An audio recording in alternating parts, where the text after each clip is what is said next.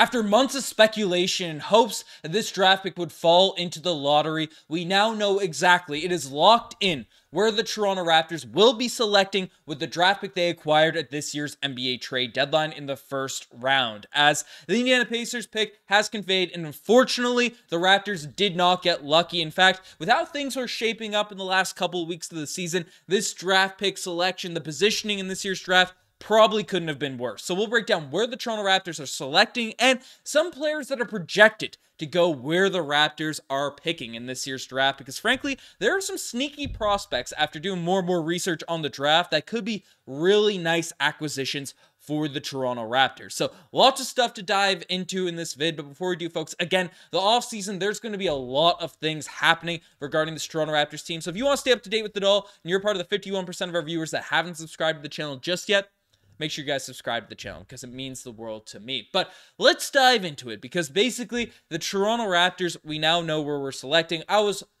yelling on these videos trying to speak into existence that our pick would go number 1 and the Pacers would fall into the lottery and then we get 2 top picks, but that wasn't the case. In fact, it went the other ways. Basically, how it sort of shaked out, because for most of the close, it seemed like number 17 was going to be the draft selection, but the Sixers, who were tied with the Indiana Pacers there for a while, right, they ended up getting number 16, in terms of tiebreaker results. So all these teams had the same record to close off the year, right? So the Pacers ended up getting 16. The Los Angeles Lakers, that pick ends up being number 17. The Orlando Magic, their draft pick, even though they're higher in the standings, which just doesn't really make that much sense to me, but they end up being number 18, and the Raptors pick, their draft selection ends up falling to number 19. So the Raptors, again, the Indiana Pacers, we traded for their pick at this year's NBA draft, and they were tied with 4 teams, and then somehow we end up being the lowest team in that sort of group. So literally with the same record in terms of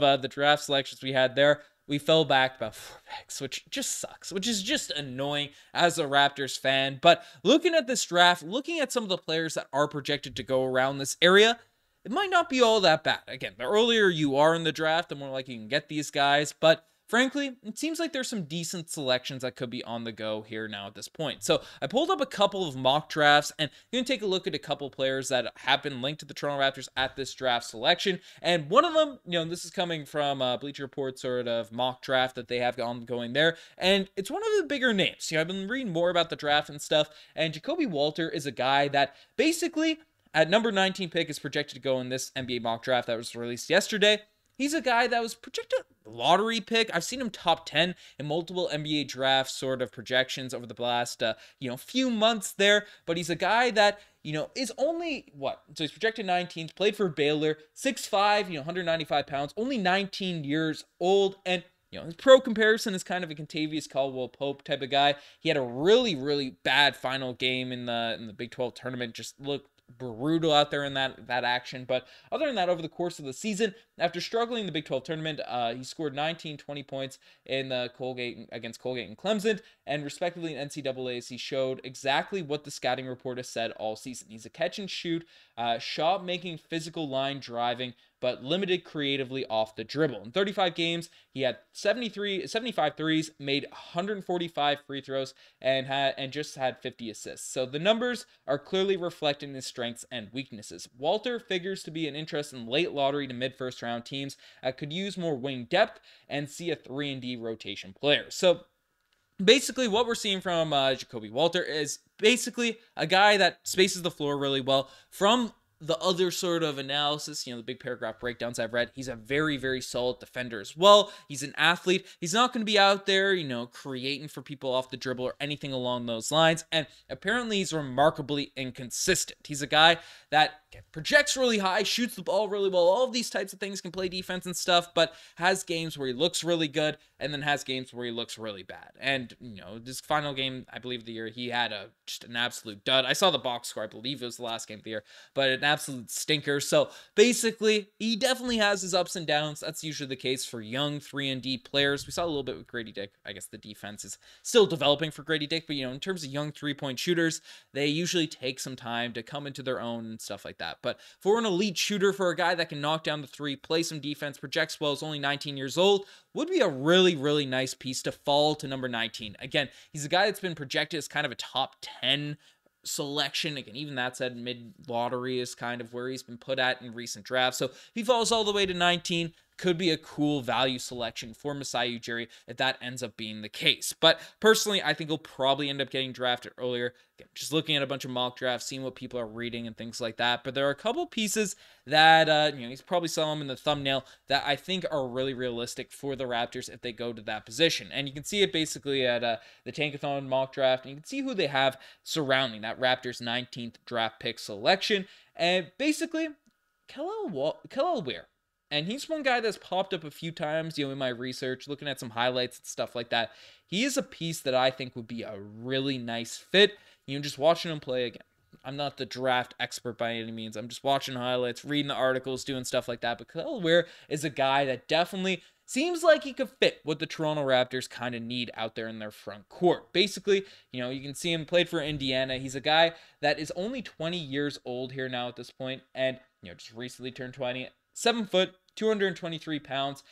During his season last year, averaged 16 points per game, 10 boards per night, 1.5 assists, 2 blocks per game as well. Shot 58% from the field, and also shot 42% behind the three-point line on a low volume, but a guy that is elite shot blocker, could space the floor. He's regarded as a little bit of a decent passer as well. Just a guy that really, for a 20-year-old big man, I was kind of shocked is falling down this deep in terms of draft projections and stuff like that.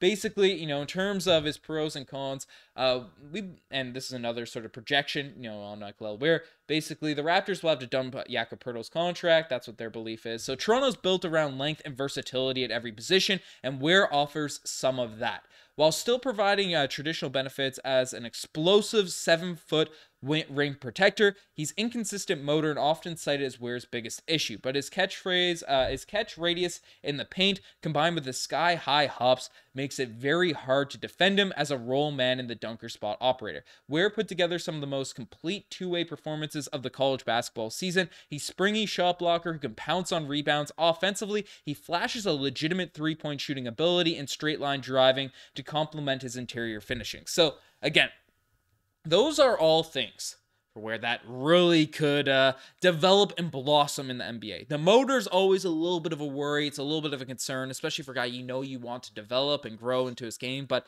you're talking about a springy, bouncy, shot blocking defender that is capable of spacing the floor. He's projected to go around the Toronto Raptors draft selection in multiple areas.